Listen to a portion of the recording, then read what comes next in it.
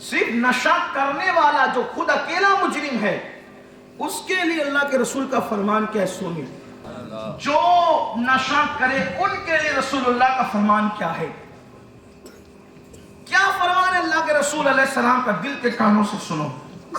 اس کی راویہ ام المومنین سیدہ عائشہ صدیقہ ہے، طیبہ طاہرہ، جس کے حریم کے اندر، حریم ناز میں، جس کے شبستان میں، جس کے حجرے میں، جس کے بستر پر اللہ قرآن کی آیتیں نازل فرماتا، جو مفتی چار ملت ہے، اور یہ کوئی عام سی عورت نہیں، 1/3 دین امت کے حوالے کرنے یا والی یہ مقدس خاتون ہے، ام المومنین سیدہ طیبہ طاہرہ عائشہ صدیقہ رضی اللہ تعالیٰ عنہ. اب میرے آقا علیہ السلام کا فرمان و بیان کرتی ہے. مطلب جو لوگ نشہ کرتے ہیں، نشہ کرنے والوں پر کوئی نرمی نہیں ہونی چاہیے، کوئی رعایت نہیں ہونی چاہیے. اگر نشے کرنے والے کو دیکھو کہ وہ بھوکا مر رہا ہے، بھوکا ہے، وہ اسلام کہتا ہے اس کو کھانا نہ کھلاؤ. وجہ ایک کو تڑپاؤ تاکہ چار اس کی تڑپ کو دیکھ کر سدھر جائے. اگر معاشرے کو بچانا ہے، معاشرے کو بچانا ہے، لوگ کہیں گے یہ ظلم ہے. میں نے کہا اگر آپ سے یہ پوچھا جاتا ہے کہ جچہ بچہ دونوں خطرے میں ہیں، بچہ بچاؤ گے تو ماں مرے گی، ماں بچاؤ گے تو بچہ مرے گا، کس کو بچانا ہے؟ تو سب کا فیصلہ یہی ہوتا ہے بچہ مر جائے پرواہ نہیں، ماں بچ جائے. ماں رہے گی تو پھر بچہ پیدا کرے گی، یہی ہوتا ہے سب.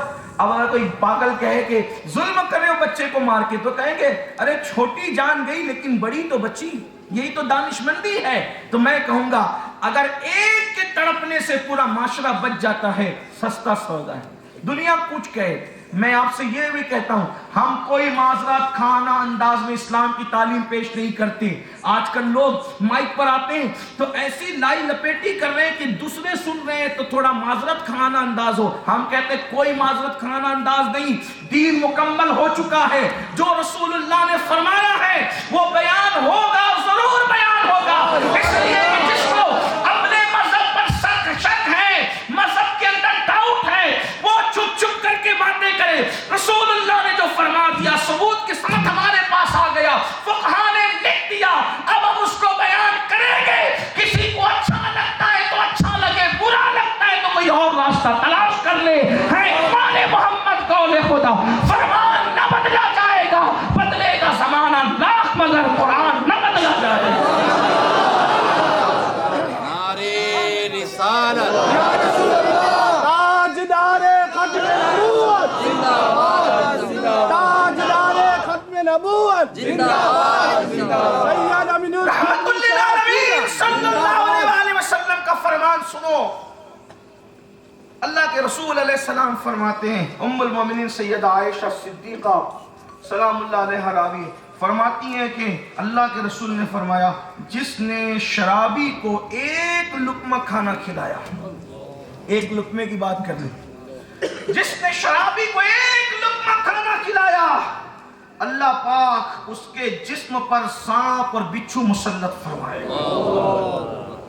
آپ شرابی کو کھانا نہ کھلائیں، تڑپنے دیں اس کو، دوسروں کو عبرت ہوگی. ایک لقمہ جس نے شرابی کو کھانا کھلایا. اچھا یہ اسٹیپ آخری کا ہے، لیکن کہ کوئی نشہ کرتا ہے پہلے اس کو سمجھاؤ، مانے تو ٹھیک ہے، دھمکی دو، نہیں مانتا پھر بائیکاٹ کر. اب اس کو ایک لقمہ اگر کھلایا، اللہ کے رسول ایک لقمہ کھلانے. اچھا حیرت یہ ہے کافر کو بھی کھلانے کا حکم ہے کہ کافر بھی بھوکا ملے تو اس کو کھلاؤ، لیکن شرابی کو فرمایا کہ نہ کھلاؤ. ایک لقمہ کھلاؤ گے اللہ تم پہ سانپ بچھو مسلط کرے گا. وجہ یہ ہے کہ کافر کو کھانا کھلاؤ گے تو اخلاق سے متاثر ہو کر وہ اسلام کے قریب آئے گا. ہاں، اور نشیڑی کو کھلاؤ گے تو اس کی ہمت اور بڑھے گی گناہ پر. یہ ظاہر سی بات ہے، بات ہمیشہ یاد رکھنا، حکیم کے ہر قول میں حکمت ہے. لوگوں کو اقبال اور غالب کے شعر سمجھ میں نہیں آتے، اوقات اتنی ہیں، اور وہ رسول اللہ کے فرامین پہ کلام کرنے چلے ہیں. وہ ذات کہاں جہاں غالب اور اقبال صدیوں سے غلامی کر رہے ہیں، صدیوں سے کہہ رہا ہوں، صدیوں سے غلام. آپ کہہ رہے ہیں ان کی عمر تو چند سال کی. میں نے کہا عالم ارواح سے غلامی سے رشتہ جڑا ہے اور دخول جنت تک جڑا ہی جڑا رہے گا، اس کا جڑا رہے گا۔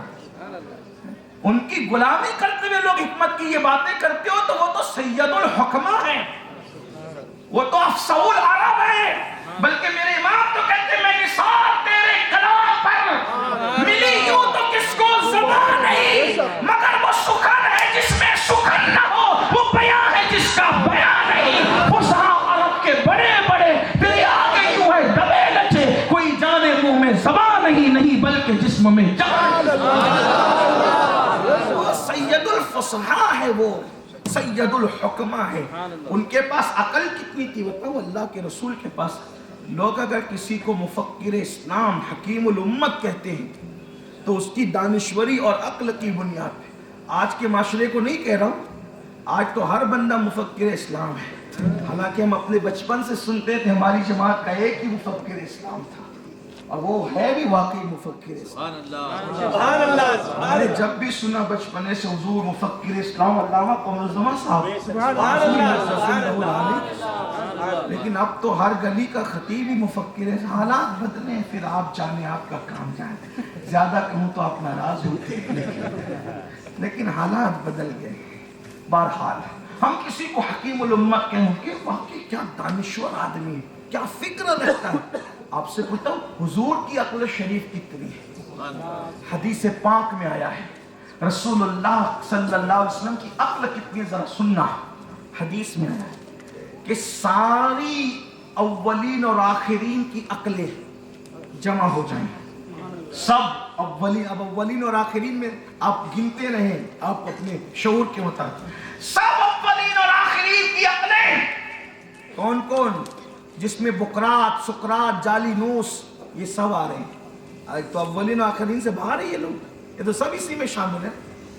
سارے اولین اور آخرین کی عقلیں ایک ساتھ جمع کر لی جائے اور حضور کی عقل شریف کیا نسبت ہے، تو فرمایا حضور کی عقل تنہا، حضور کی عقل 7 سمندروں کی طرح ہے، اور سارے اولین اور آخرین کی عقل 7 سمندر کے سامنے جیسے قطرہ ہوتا ہے ویسے قطرے کی طرح ہے۔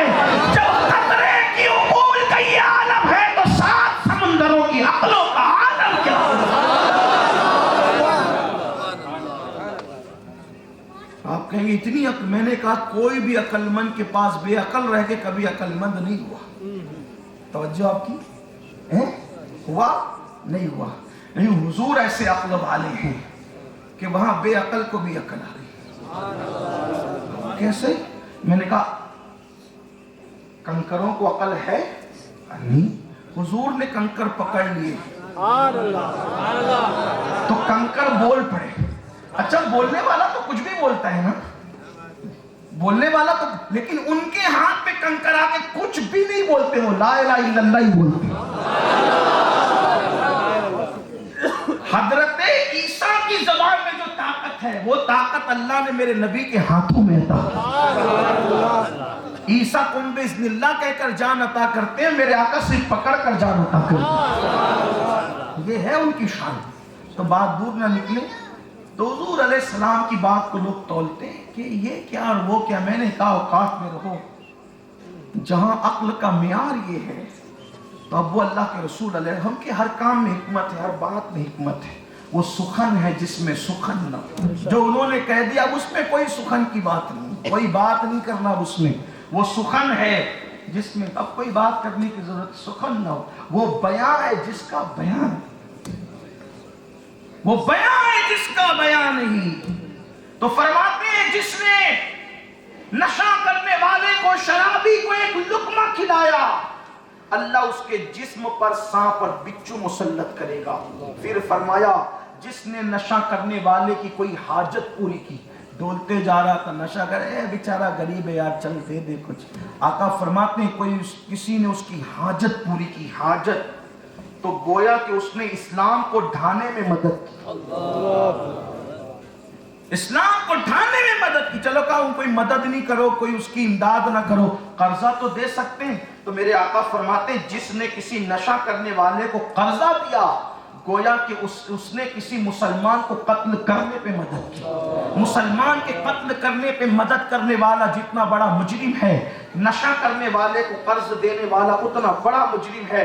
پھر اس کے بعد میرے آقا مصطفیٰ جان رحمت صلی اللہ علیہ وآلہ وسلم فرماتے ہیں مطلب کیا؟ پتہ ہے کہ یہ شرابی ہے، پتہ ہے کہ یہ نشہ کرتا ہے، پتہ ہے کہ یہ بھنگ کھاتا ہے، پتہ ہے کہ معاذ اللہ یہ ایم ڈی استعمال کرتا ہے، پتہ ہے کہ یہ ڈرگ یوز کرتا ہے، پتہ ہے کہ یہ ہیروئن یوز کرتا ہے، لیکن ہے مالدار. تو لیکن جب اب نشے میں نہیں ہے تو آ رہا ہے تو جگہ دے رہے ہو، بٹھا رہے ہو، مجلس میں بٹھا رہے ہو. اللہ کے رسول غیب دا نبی صلی اللہ علیہ وآلہ وسلم فرماتے ہیں جس نے نشہ کرنے والے کو اپنی مجلس میں بٹھایا، قیامت کے دن اللہ اس کو اندھا اٹھائے گا اور اس کے پاس کوئی دلیل اور برہان نہیں ہوگی. اس کا مطلب نشہ کرنے والے محفل میں آئے، ان کو جگہ نہیں دینا، عزت سے نہیں بٹھانا.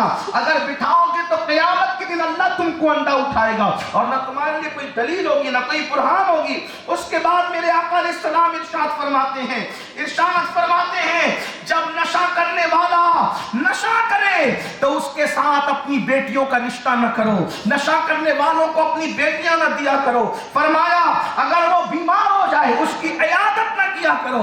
کافروں کی عیادت کرنے کے لیے جانے والے مصطفیٰ کریم، ابو جہل جیسے بدترین لوگوں کی عیادت کے لیے جانے والے اللہ کے رسول کون کو سنوارنے کے لیے نسخہ دے رہے ہیں. اگر نشہ کرنے والا بیمار پڑے اس کی عیادت نہ کرو.